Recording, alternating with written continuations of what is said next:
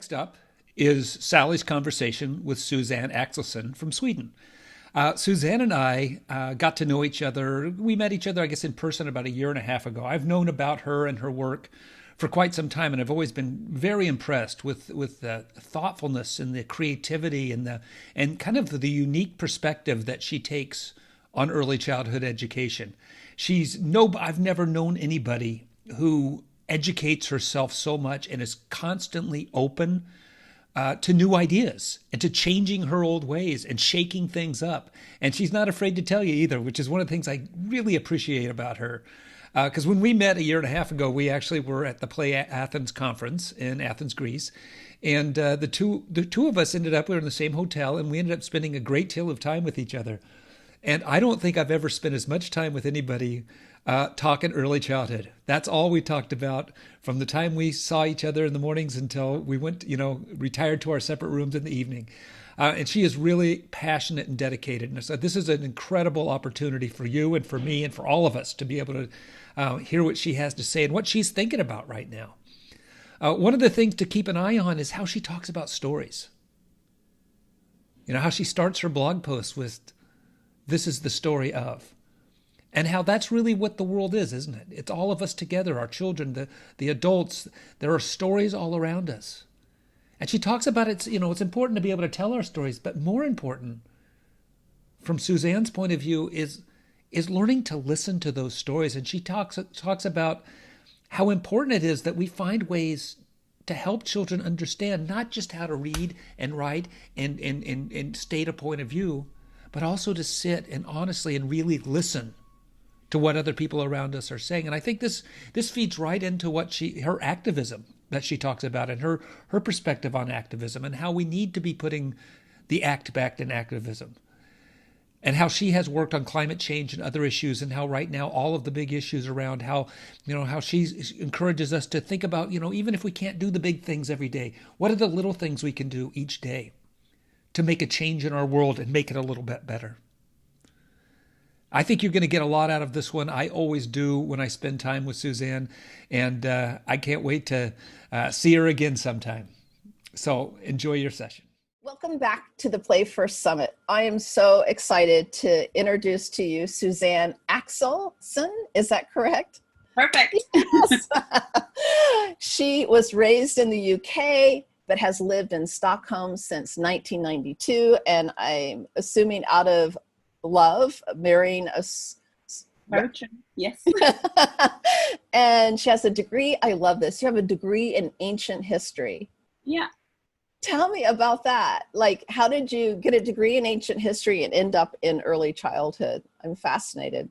Well, I knew from the age of 5 I wanted to study history when I visited my first castle. And I go, I want to know more about this. And for me, history is like magic. Yeah. It's imagination. It's finding and detective work and putting all the pieces together, which is also what a teacher does about each child. You're finding the magic and wonder in each child and trying to understand their story and put it together and then tell it. Yes. The similarities. So for me, it was clear. And I think I was 8, 9 when I wanted to be a teacher. And there was reading Little House on the Prairie books, and Laura Ingalls Wilder became a teacher in the book. And I thought, I want to be a teacher. and that's it. But how old, the age of the children I've wanted to teach has changed all okay. the time. The older I got, the older the children I wanted to teach, because that was what I was relating to. And then I discovered that you had to follow this curriculum thing and not just teach. And I was going, oh, that's not for me. So early childhood became this place of where I could teach the way children learn. And I was lucky that I moved to Sweden that has this amazing curriculum, which is not based on goals for the children, but goals for the actual preschool to reach. And so that works from my own ethos as an educator, that it's my responsibility to provide the setting that allows the children to learn. So it's me that has to reach the goals. And so there's trust in you to reach that. Yes. They're investing their trust in you. That is spectacular. Mm-hmm. And then tell me, you have a blog, which we were just talking before I started recording that, called Interaction Imagination, and you know, document many things. You share your perspective inspired by Reggio Emilia approach, also Anji play, and you share your view. Like, I love your photography studies that you've shared. Tell me, when did you start your blog? I think it was around 2012, 2013. Yeah. And I was working at a setting that I was the only person with pedagogical training.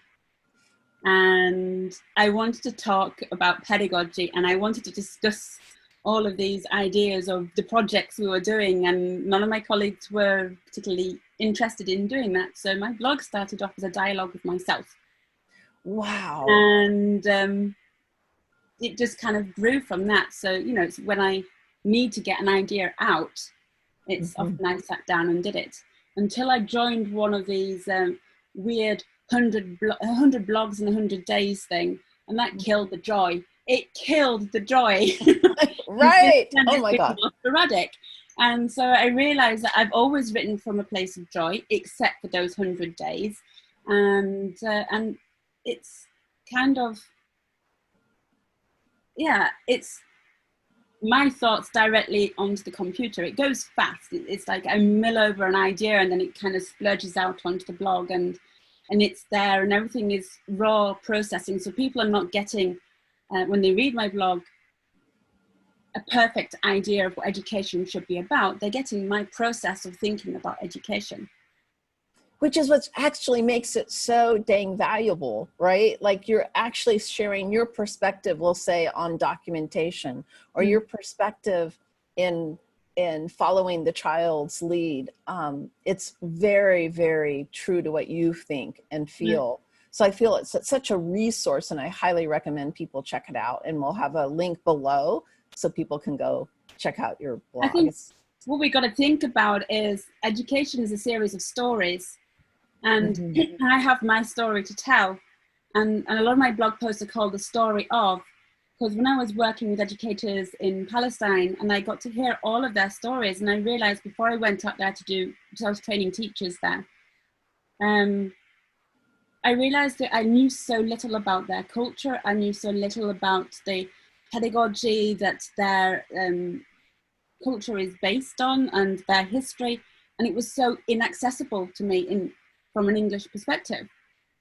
Right. And it just hit me so hard that I only have this white Western view of the world that I've been learning in school, and I'm going over to another culture, and I'm working with in a refugee camp, and I have to be sensitive to a different way of, they're not going to teach. They shouldn't be teaching the way that I teach, because they are teachers in a completely different circumstance.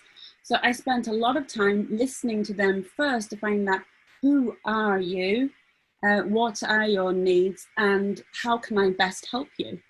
And I think what happens is we often go in, even with teachers in preschools, in our own cultures, we go in with our own agendas, and we don't take enough time to listen to the multiple stories of what's going on in every single classroom, in every single setting, with every single teacher, and to have that kind of meeting of many stories. It's always a single story that's being told.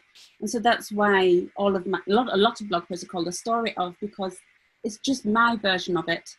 And people should just take out the little bits that's important to them that they can apply, and forget the rest, or they just let it mull over or whatever. But it's just my version. And there's many other perspectives that may be more suited to them than mine. I love that. I think this is gold. You know, one of the things I say in the trainings I provide, that if I ever hit the point that, you know, someone goes, oh, walks in a room and goes, oh, she's been with fairy dust, then I failed.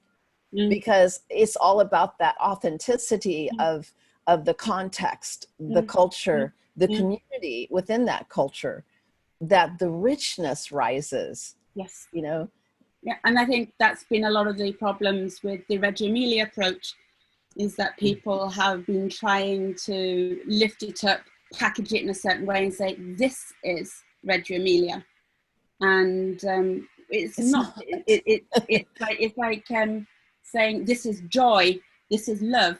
It's like an experience, and a sense of being, and that respect for the child, and a respect for yourself, that you can question yourself without feeling the fear of the unknown. And I think a lot of people, we're afraid all of the time. And I think fear causes an awful lot of problems, because we're afraid of being wrong, because school has taught us all of the time that we have to be right, otherwise you're not good enough, you don't get the grades. So there's these fears that build up of not making mistakes, of what's not known I will fear of risk, of what will happen if they will. This just, we're ruled by fear rather than all these possibilities. So Exactly. you kind of have to reframe it. And I think in a way, this is what the thinking of behind Reggio Emilia is: question yourself continuously. It's not lifting up so it looks in a certain way, but question yourself. Find out these different theories, read them, piece them together. That's going to make you grow as a teacher, and your students or your learners grow as well, and together. Yeah, and I think you're right that, you know, one of the things I found in my own process in being Reggio inspired is that colleagues having difficulty even making the leap, like the developmental, I don't think it's almost a developmental leap to being a way of being versus a method.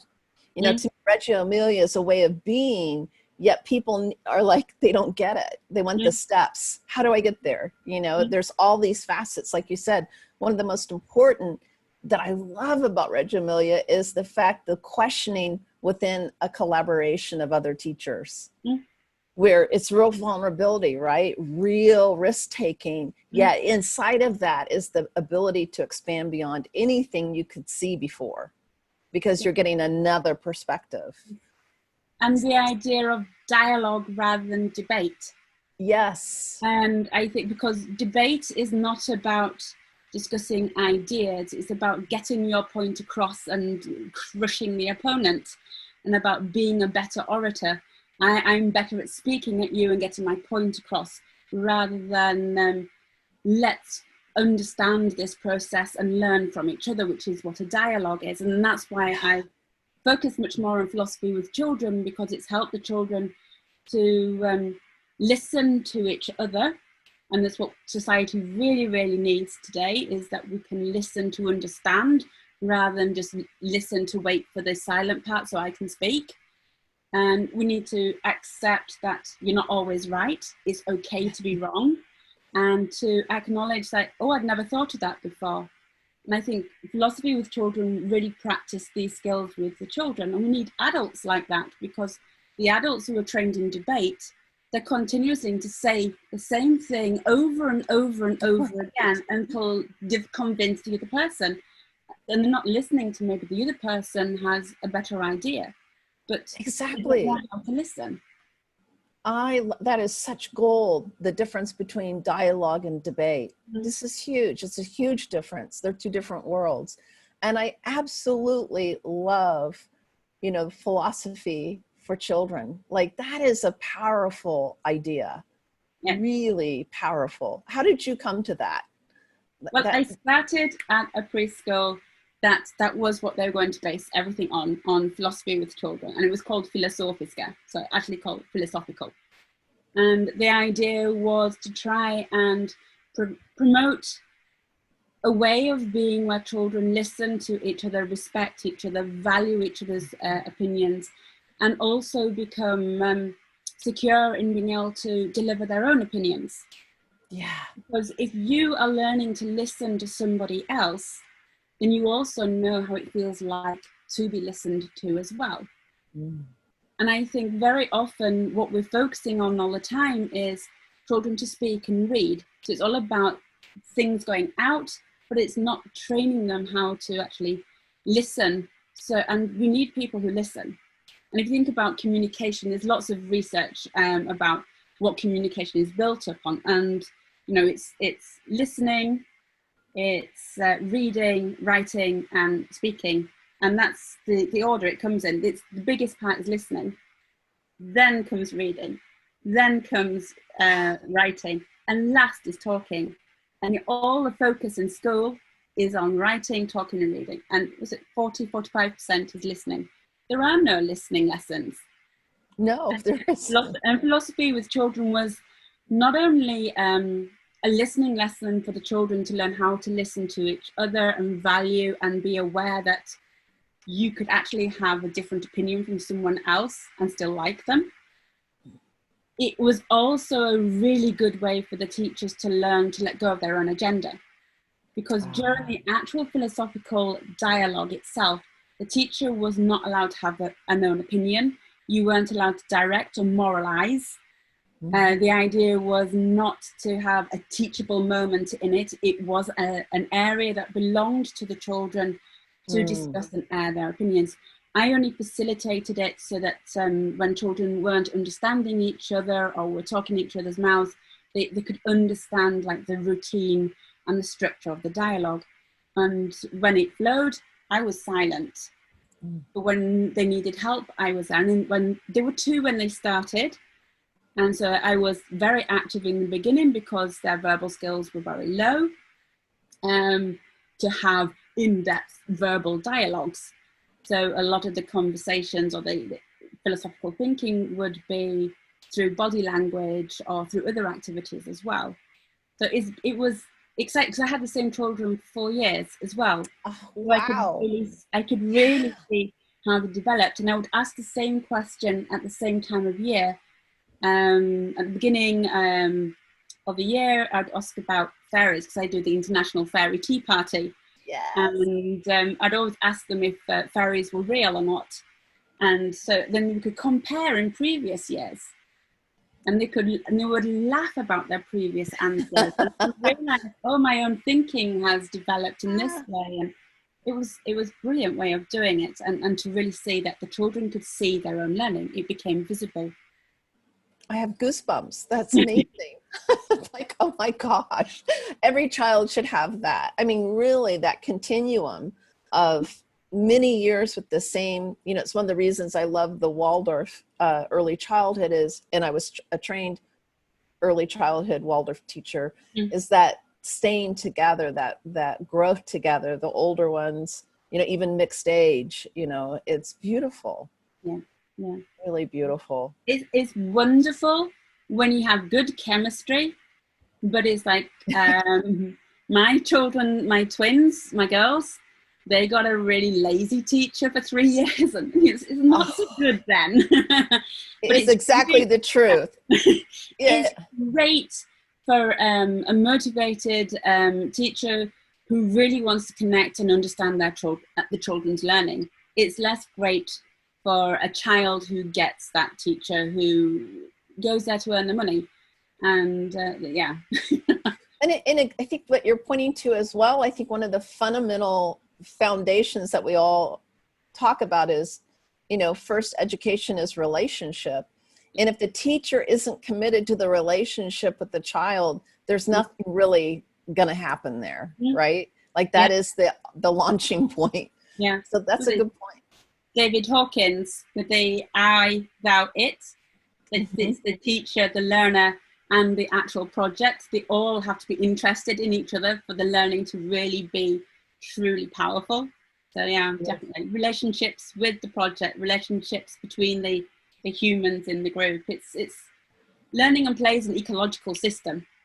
Yeah. Everything that happens is, you know, it's going to impact and it's going to change things, how you change the environment, what words you're using, what energy you're bringing to it, what kind of cultures and contexts, everything's going to be it. And you change one little thing and it'll knock on and change everything. So you have to constantly think about what materials am I bringing out and what kind of impact could it possibly have? And then actually observe it to see what impact it does have, because what could and what doesn't always line up either.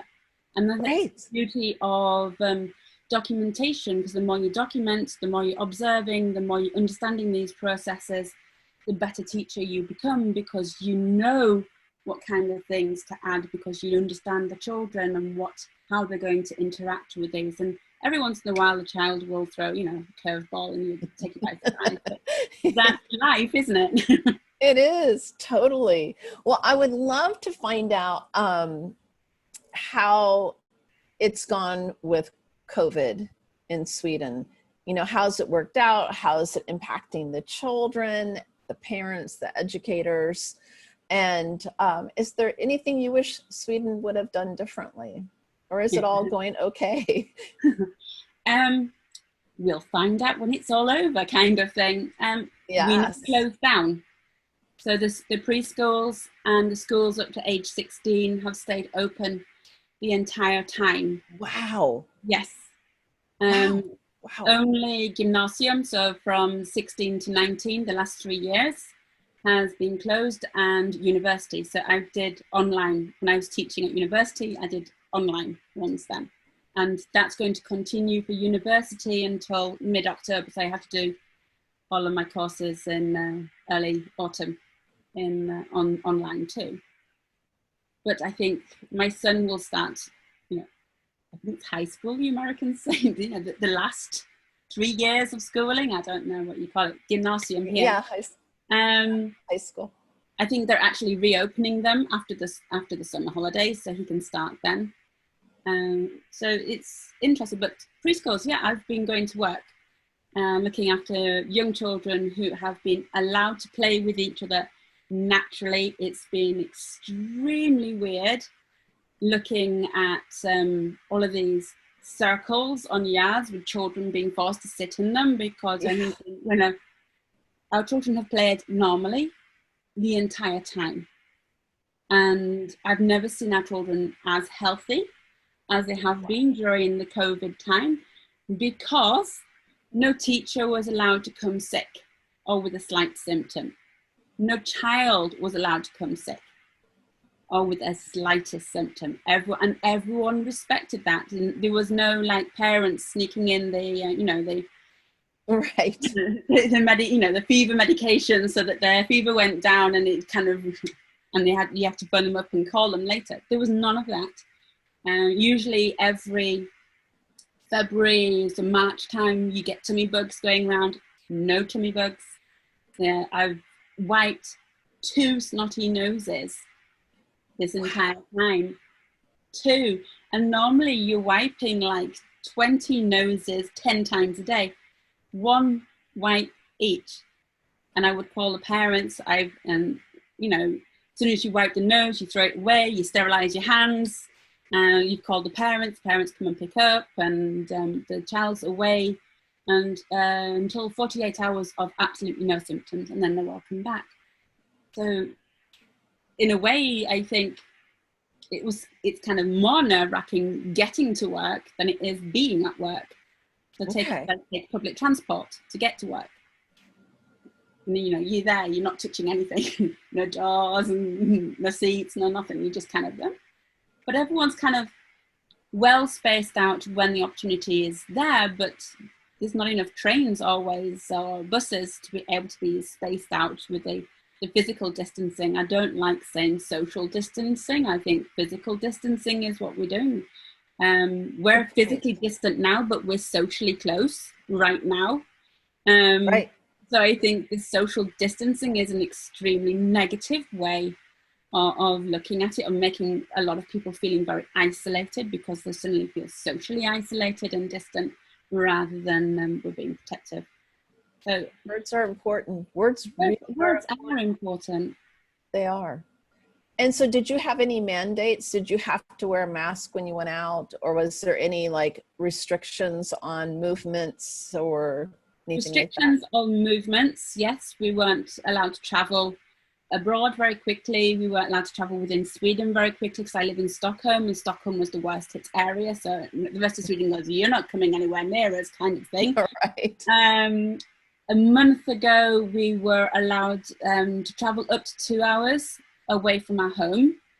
And that was because if you get sick, you have to be able to come back to your normal place of medical care, so that we're not weighing down other areas, medical facilities. Right. The idea that the medical facilities they created a field hospital that never got used. So they were expecting much worse, and they were much more prepared. And so that's been closed down now. And I think, it was this week or next week. I think it's this week. They've just released so that we can travel all over Sweden now. But Well, no I think it's masks are a choice. yeah. I love that when the population took responsibility, then the daycares in the schools could stay open because everyone was working together to make sure we're not coming in with symptoms of anything, even a cold. Which kind of brings you back to Reggio Emilia approach again, and the competent child, and which we need to treat the children as competent, and yet our own governments don't treat us as competent if they're putting us into lockdown, because basically they're saying, we don't trust you to stay at home when you're sick, or we don't trust you to take care of the vulnerable. And I think really what has been shown here in Sweden is a lot of our deaths have come from the fact that there are things in society that have not been working properly. So they've been showing the faults of our society, because it's, and then if you look around the world as well, it's poverty that's been causing, they've been the hardest hit. The elderly are hardest hit that are in homes, not in their own home, but in homes, because often the people working there don't have, are not employed properly. They're employed temporarily all the time. So they don't want to lose their job. So they go to work even when they're sick. So because they don't have that stability. And if you don't have financial stability or work stability, then you're forced to go to work even when you're sick. And so that's been one of the few job areas we've noticed, because I mean, it's virtually impossible to, I mean, most people get like a job that is for like life kind of thing. It's almost impossible to fire someone in Sweden from that perspective. But they're not getting those kind of lifetime kind of appointments. They're just getting hours or temporary few weeks, which means that people are not going to stay at home. So like when I'm sick, I will get 80% of my wage to stay at home and be sick. And that's not with the pandemic, that's just regular way of being. The first day is nothing, so that people aren't cheating the system, and the second day to day 14 is taking care of the workplace. They pay 80% of the wage, and after that then it's the health insurance, which everyone gets in Sweden. It's not like so everyone has that right too. And it's the same if you're at home looking after a sick child, you get paid 80% of your wage up until the child is 12 years old. I had the right to look after my son until he turned 16 because of his autism, because he will react differently to sickness. But I never took advantage of that. But it's nice to know the country values this. You know, this is really important, because you don't have, I mean, in the US, and especially when I served impoverished communities, you know, they would dose up their child and drop them off. And many times we would put them in the nurse's office and care for them, because we knew it could be food on the table. You know, I mean, it was life for, you know, like they weren't doing it because they wanted to send their child. They were like struggling, desperately struggling to make ends meet. There was a report yesterday that came out from the Gothenburg preschools, that it was the children in the poorest areas of the city that were the most absent from the preschools, and these often the immigrant areas as well.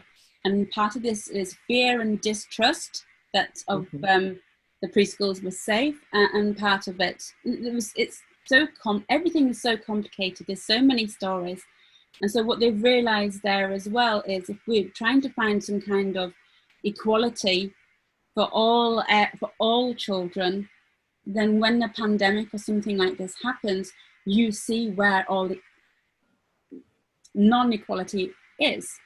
You do. The wealthier areas continued as normal almost, but the areas that are more vulnerable, they're the ones that have been hit the hardest, partly because of they live many generations in the same house as well, so therefore they have more at-risk family members in their home, so they didn't want to send to preschool, and it's, you know, everything gets really, really complicated. It does. So do you think there's, I want to kind of roll back to the Reggio Emilia approach and Anji play, that these types of approaches can be adapted as we emerge from the pandemic, that they offer us something? Because again, I'm really concerned about children, you know, like in the US, going back into classrooms and the trauma they've been through. Mm-mm. You know, Yeah. this, like we've been in a collective trauma. Yes, yes. I think play is a kind of therapy in that sense, that children need to process their thinking through play. So it's like, I think we need to increase the amount of play. I think maybe have play. I mean, I talk about original learning a lot, and original learning is not just play, it's having the teacher as a teacher, as a play responsive educator. So that what you're doing is you're providing kind of lessons, you're giving them facts. The children then get time through play to then process these facts and create knowledge. And then another way of doing it is the philosophy with children. We can be another way for the children to process and develop the skills that they need as well to interact with each other and create a safe environment for them. Because if you don't feel safe as a child or as an adult, then you're not going to dare to fully play, fully learn. You're not going to express your opinions. Because you're going to be afraid that someone else might laugh or not listen to them. So we can't create these relationships by everyone sitting at desks and being fed facts. We need to give them space to develop the relationships, and that is through listening, and it is through play, but it is also with the interaction of the teacher, giving them what they need based on the play and based on understanding the actual children.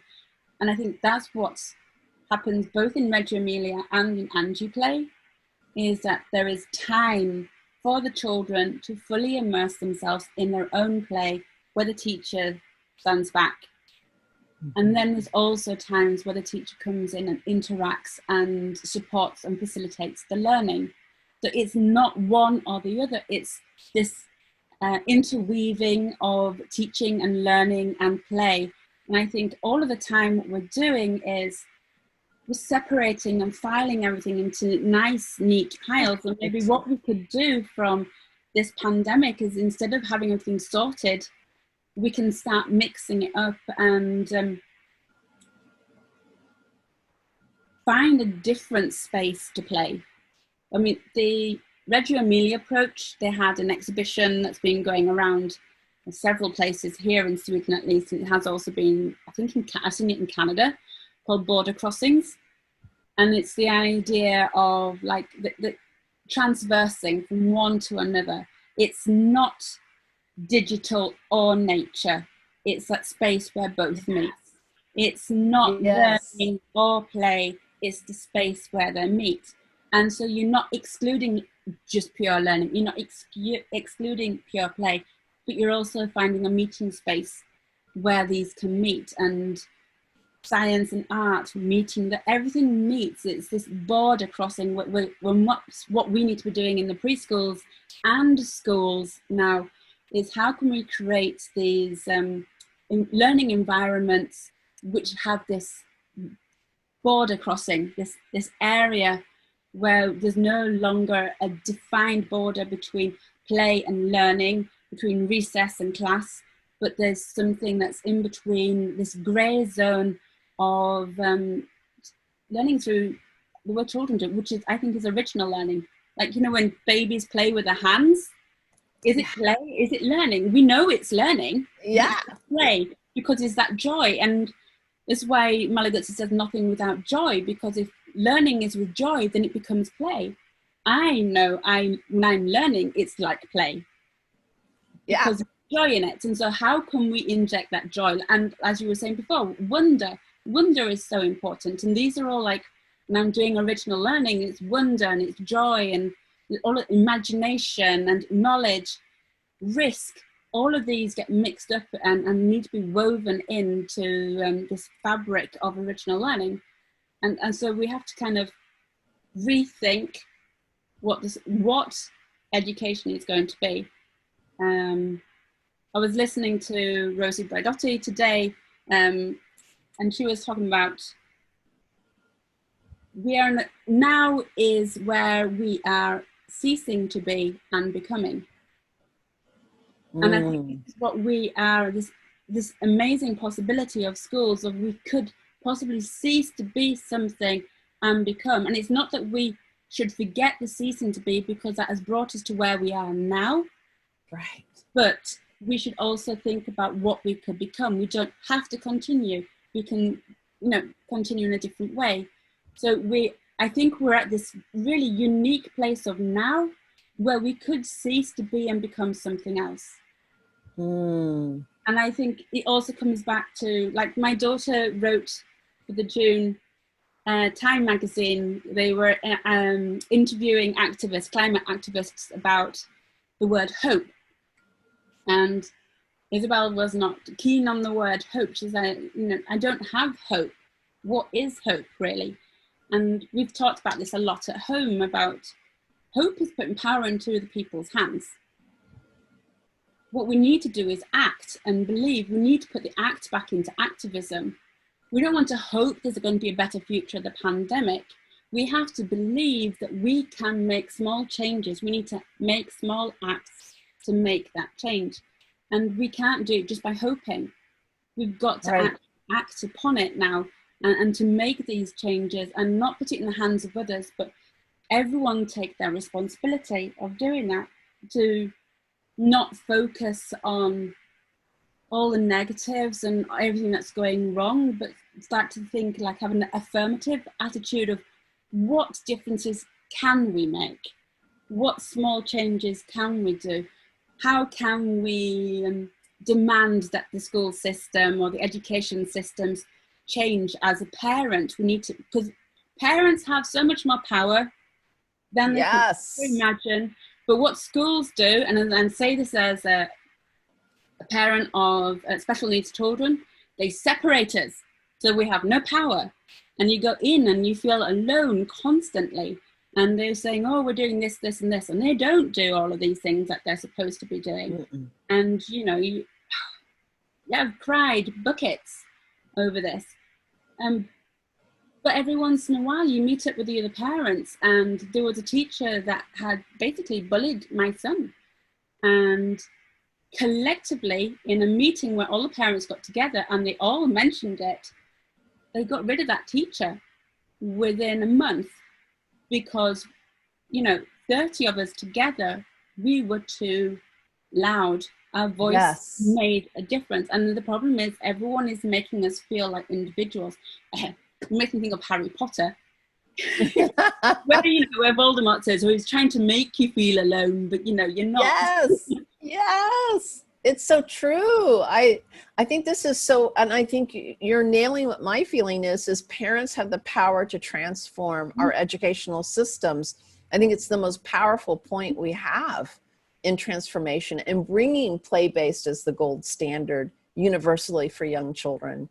I think it's huge.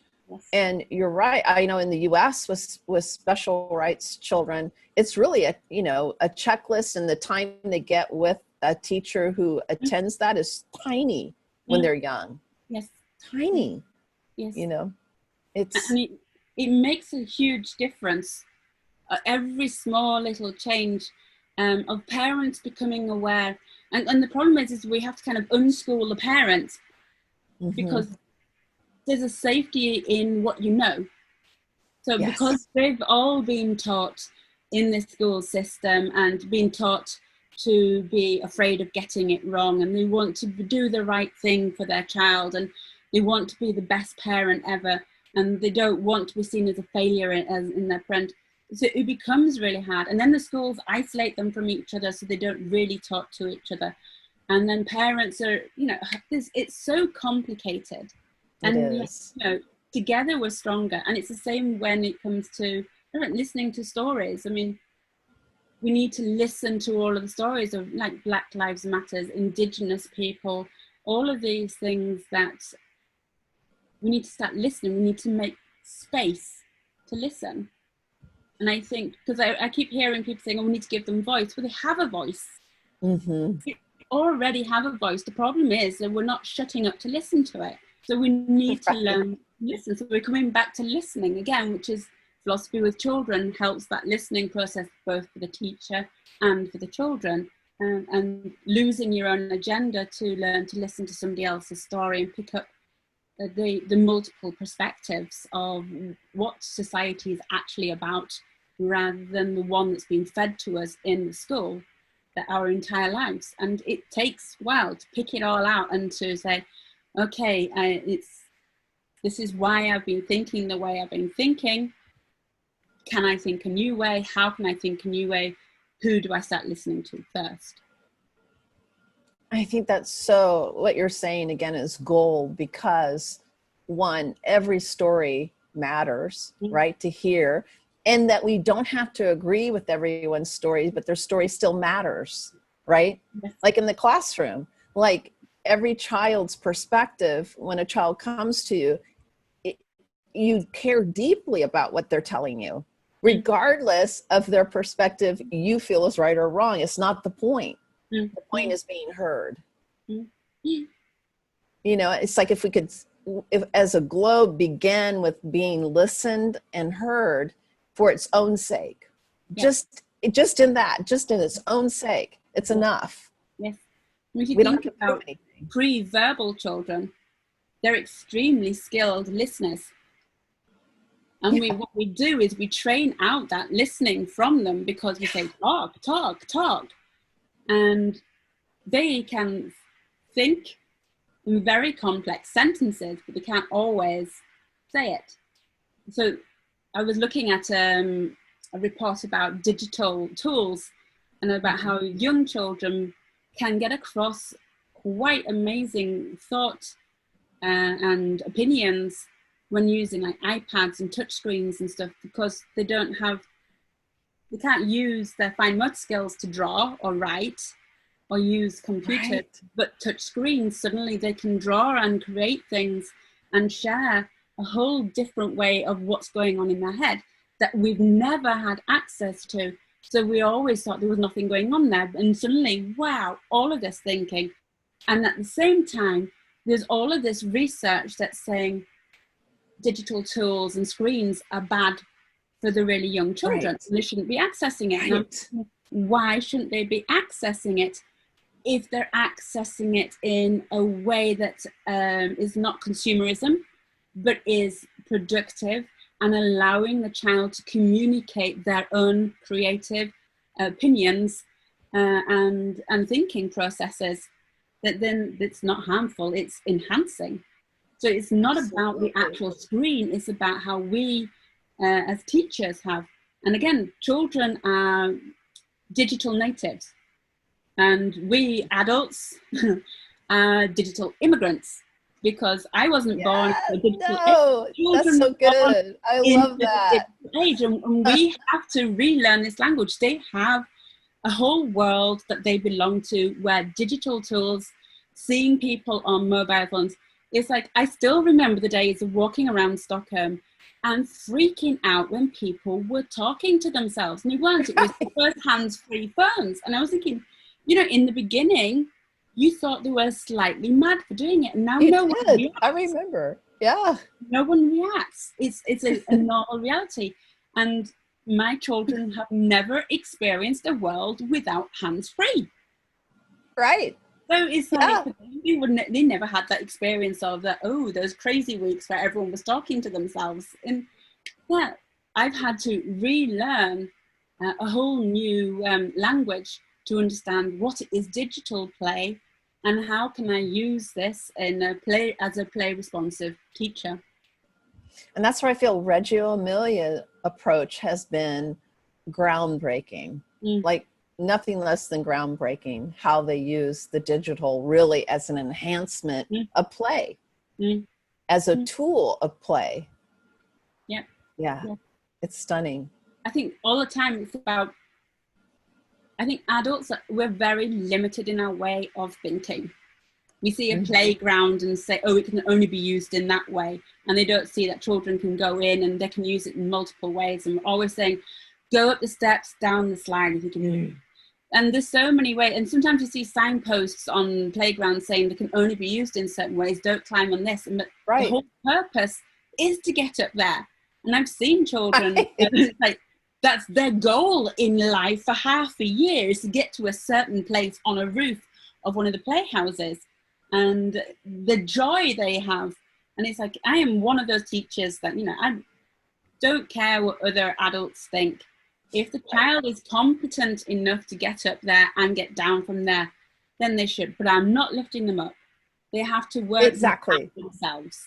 Because if I'm lifting them up, then I'm putting them in a place where there could possibly be danger because they don't have the motor skills or the physical strength or the height to be able to be where they are. So that's what I saw in Angie play, that people go, oh, wow, they're balancing on those big tubes and things. But, you know, they've had 3 years of seeing those tubes, of testing them, of rolling them before they were actually tall enough and big enough to get on them. And then they had their older friends and those that were more, had been used to it or taller, helping them as well. So we always see a product and we want to transfer that product over into our, say, I want this, I want that, and go and forget about all the processes that went in beforehand. And the processes the teachers and the parents had to go in of going, why am I restricting them around this risky play? Why don't I let them jump from heights? Why don't I let them do this? Is it because of my fear? Is my fear based on evidence? Does it actually happen? Or is it just because I have a fear and I can't get over that? And how can I get over that? And I think these are really important things to work with as a team, because I think we have a lot of irrational fears of keeping children safe when really there was nothing to keep them safe from. Bruises. Absolutely. And scrubs. Normal. Scrub sore, that's Swedish. Scrapes. Bruises, they are a right of childhood. Absolutely. We have to have bruises and scrapes to be able to learn to say, this is what my body's capable of. These are my limits, and this is what I need to continue learning so that I don't get into trouble when I'm older. Right. How will they know? You know, my own son at 4, you know, I actually went to a psychologist in desperation because he kept hurting himself, breaking his elbow, leaping like Superman into a brick wall, you know, all sorts of things. It was like one accident after another. And, you know, it was really great seeking help because they said, just normal. You know? Let him, that's how he learns, you know. It's like he's body mapping. He's learning his limits. He's learning to mentally track what can his body do. And I was like, oh, got it. You know, it's okay. I think twins was my biggest way of learning, because when they were 1.5 and they were fairly new, well, they were only walking for a short time, we'd go to the playground and they had this thing of divide and conquer. They would go to different places and I'm going, I can't protect both at the same time. So they had to have accidents, and that was the only way they learned. But within 3 months, they were the most competent toddlers on the playground, because they knew exactly what they could do. They had built up so much strength and motor skills. So it's like, all right, I felt really bad. I think my heart was in my mouth most of the time, maybe a few heart attacks too. And, they hit themselves pretty hard every once in a while, and I think, oh, I'm the world's worst mother. But 3 months later, they were, good. Yeah, and that was my son. He had the best body knowledge, you know, really jumps out of planes, does golf. I mean, he just has such confidence in his body, and yet he was the riskiest child I had. And I do think it's really important to allow that and to trust the child. Yeah. And also the opposite way around. There are children that are observers and they don't play, and people are going, oh, she needs to play, or he needs to play. And they're pushing them in to be social and to have friends.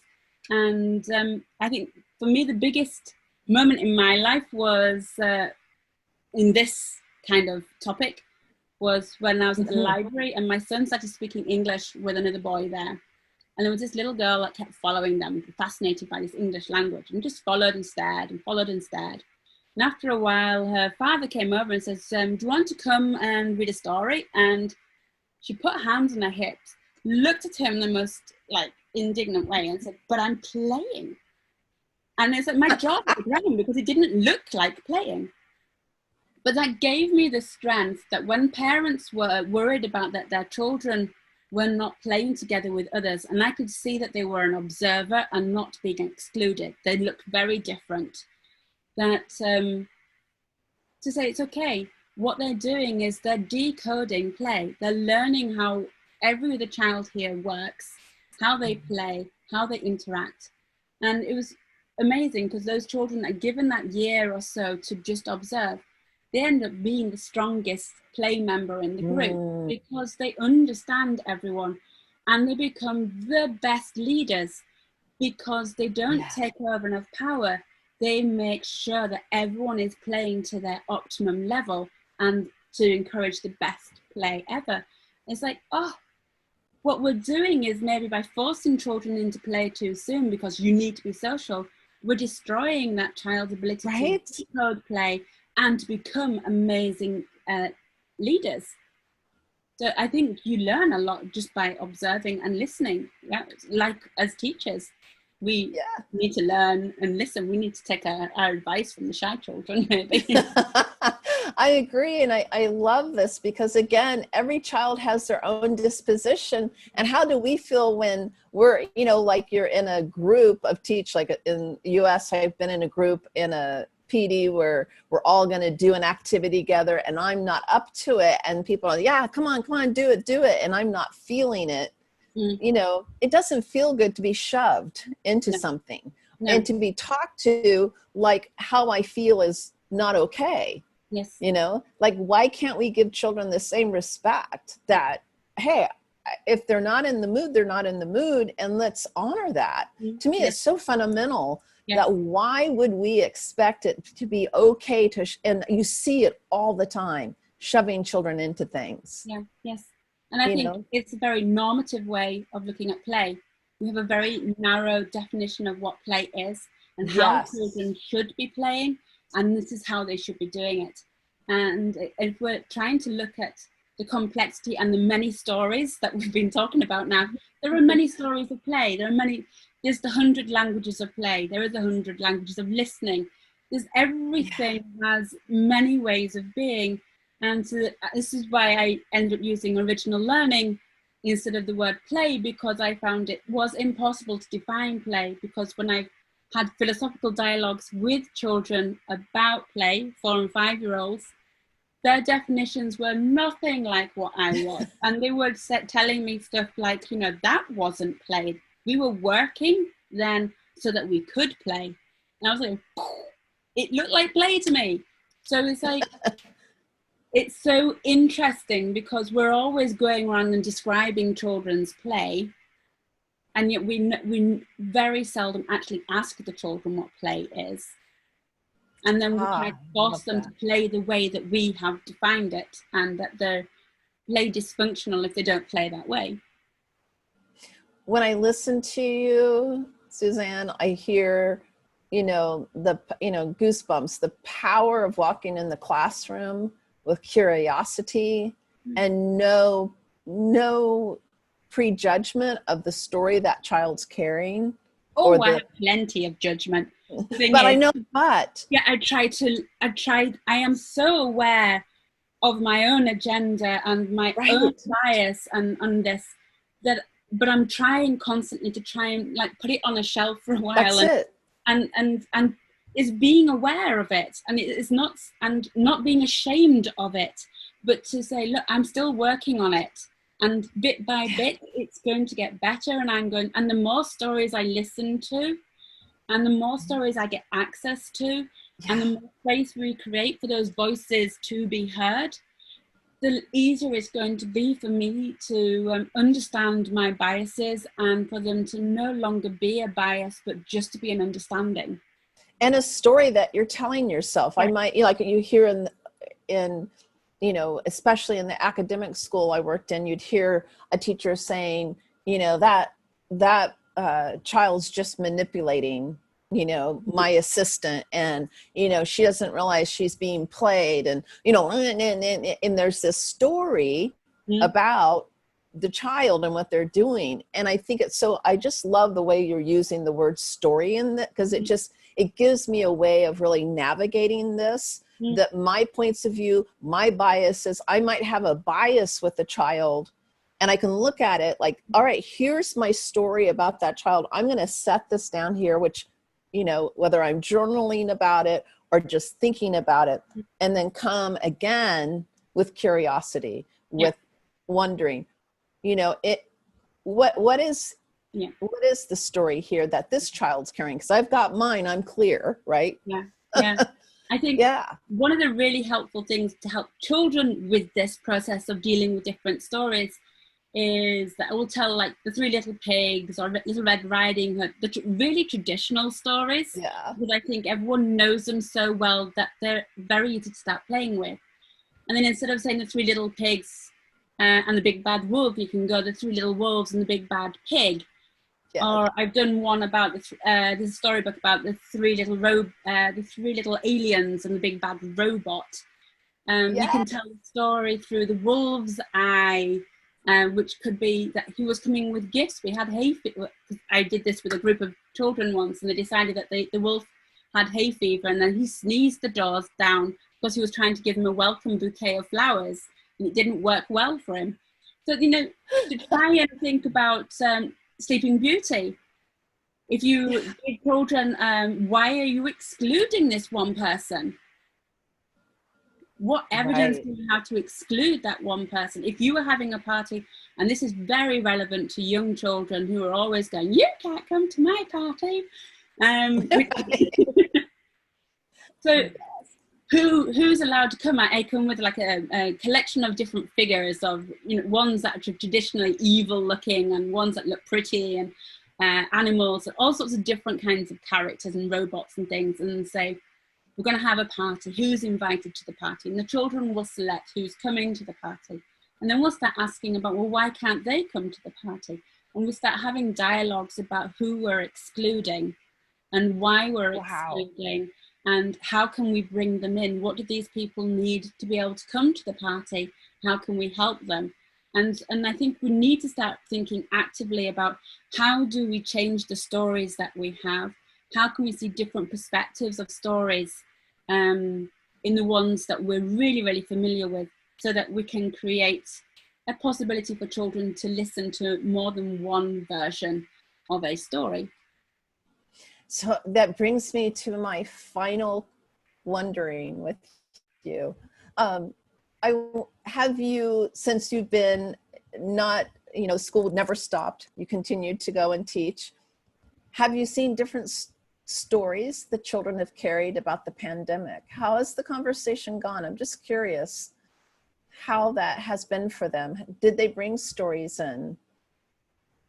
I mean, they've been really good about not putting things in their mouths, even the really youngest. I mean, the 1-year-olds, it all goes in.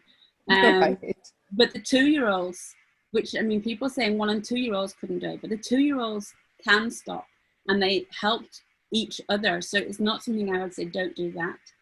They understand why they're not putting in, because they don't want to get sick, or they don't want to make other people sick. They're really aware of that.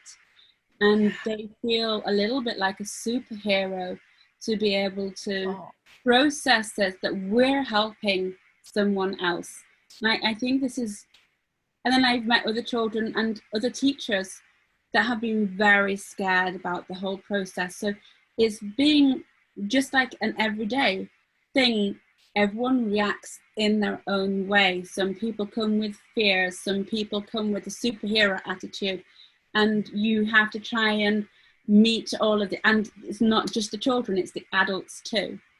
So Totally. a lot of, I think more adults have been scared, and it's the adult fear that's been transferring to the children.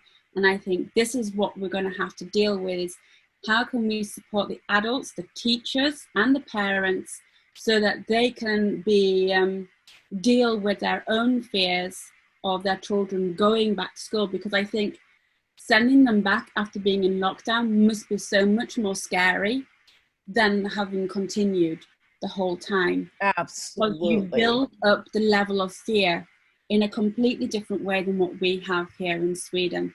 So yes, there were plenty of educators that I know that didn't go to work because either in the risk group or the anxiety levels were too high, and they got the support from their workplaces to stay at home.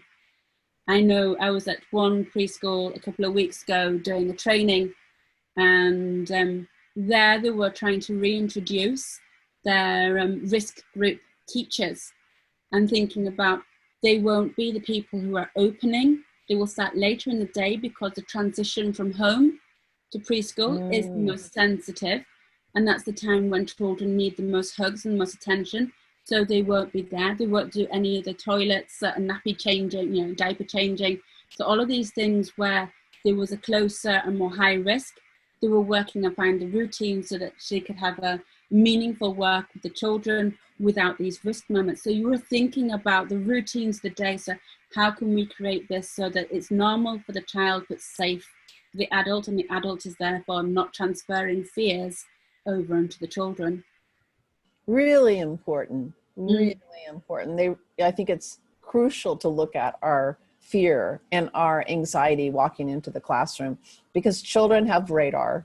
Yeah. We think they don't know, they know. You walk in and you're in a bad mood, they know. The first thing up is the child coming up, "What's wrong, Mrs. Hoy?" It's like they're master readers. And I think if I was to, the children get play to process them, but the educators, the teachers, they need so much support so they're not transferring any kind of fear. So they get everything that they need. That would be my dream. That's what every country should be doing, is to really say how valuable each teacher is and give them the support that they need so that they can support the children. Because it doesn't matter what we're doing for the children, if you're not supporting the teachers, it's not going to work. The teachers are the most valuable elements in this transition now, and we need to give them as much emotional and support as possible, but also financial security.